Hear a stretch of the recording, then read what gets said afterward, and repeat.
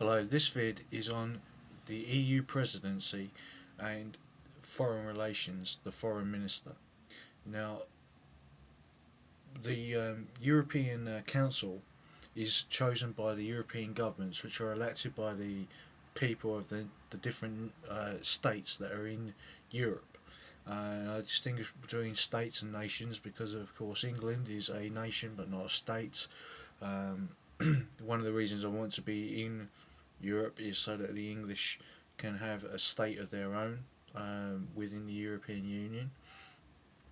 Um, Now, key names have been put up for the role of the presidency, and it really shows you what people think the presidency might be like. So I'm going to give you some ideas about what I think the presidency role should be like. If Tony Blair was to become president of the EU Council, that doesn't necessarily mean he's president of Europe. That's a different role.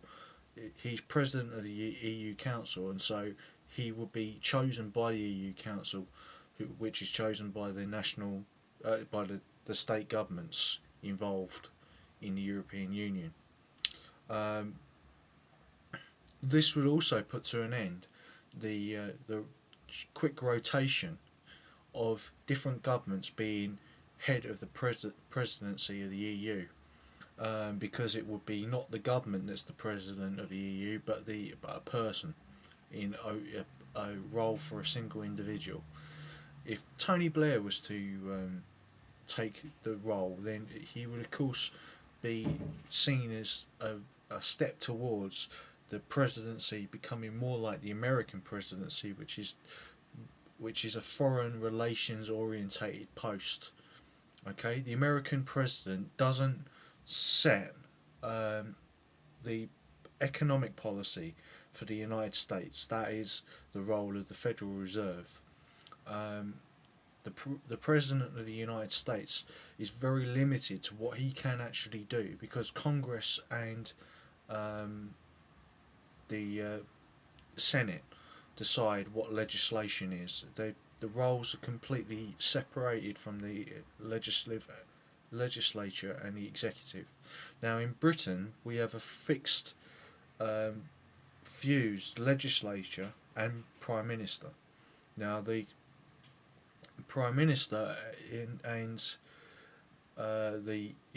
the head of a political party, so he's involved in the legislature, even though he is the head of the executive, the cabinet, which sets policy. Now, a similar system is in Germany, but that's developed through partial proportional representation, and partially through the direct election of parties to the Bundesrat. Now, once in the Bundesrat, the party that gets power, the leader of that party is nearly always chosen as chancellor. Okay, then the Bundesrat, which is the German parliament, then elects a president. The president has some power over the chancellery in that he can, or she can, make measures to impeach the chancellor if the chancellor is becoming too powerful and trying to take over the role of head of state. And this is for the obvious reason that the roles of the head of state in both communism and National Socialism, that is Nazism to everyone, then were fused in one person. The executive, the legislature, the lawmaking, that is the lawmaking, was fused in one person. Now, if we were to take the example of some of the people whose candidates have come from the smaller Benelux countries, then we would be looking for somebody who is an official who gets the trains running on time, right? Now, if you take the case of Angela Merkel, who's not the head of state of Germany, but the Chancellor of Germany at the moment, then she is somebody who can make the trains run on time, and she is an international figure. So there, if she became president of the EU, that would signal something much more akin to a major world figure. Okay, it's because the EU is the biggest economy in the world, the biggest trading bloc in the world. Now, what would I do to make the EU presidency more fair? Well, I think the EU president must be head of state of the EU, and then there must be a separate post for prime minister or chancellor of the EU. Um, we would simply model it on a parliamentary, a federalised parliamentary system rather than a presidential system, and in that you would each have the EU would be organised into different lander or uh, borough councils, each of which would have an assembly. This would be like the county of Kent becoming the lander of Kent, and like the Saxony as its lander, which is an assembly with a prime minister.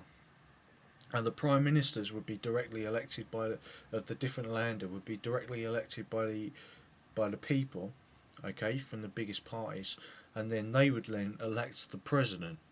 Okay, so the president wouldn't be directly elected, but the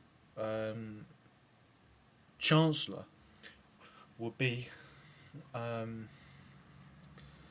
could be directly elected, and so you would have a similar sort of system to the Roman Republic, where you would have two major political figures who were of equal weight. One because of experience, knowledge. Somebody like perhaps maybe a scientist like David Attenborough might be not David Attenborough himself, but somebody like him might be an excellent cultural figurehead for the presidency of the EU.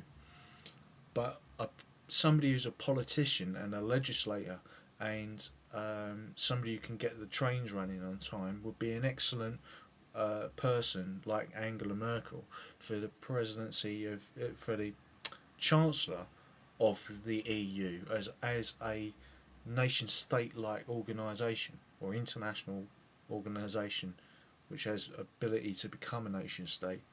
And that's the process that we're in now. The EU now acts almost like an empire, but it's becoming a nation state, which will be predominantly English by language, of course multiracial, but the predominant people will be of some sort of Scandinavian or Celtic origin, with some Slavic people in the east as well, and those strengths will be brought together. Okay, and its culture will mostly be either Anglo-Saxon or Germanic in some form. Of course, France is a big cultural centre as well. We can't get away from that.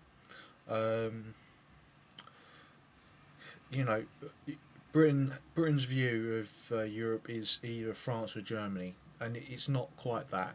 It's a range of different cultures, and that will have to be represented. Now, I think the idea of the president being from a certain country and chosen by a council of prime ministers would be the best thing, because then every 5 years another country would be able to have it as president, so keep it as it is. So that's why I don't think the president should be directly elected by the people, so that it's fair. But the chancellor could be directly elected, and I think that's the best way to go. I have to do another vid on the foreign minister. Thank you for listening. All the best, and peace, long live England and the EU.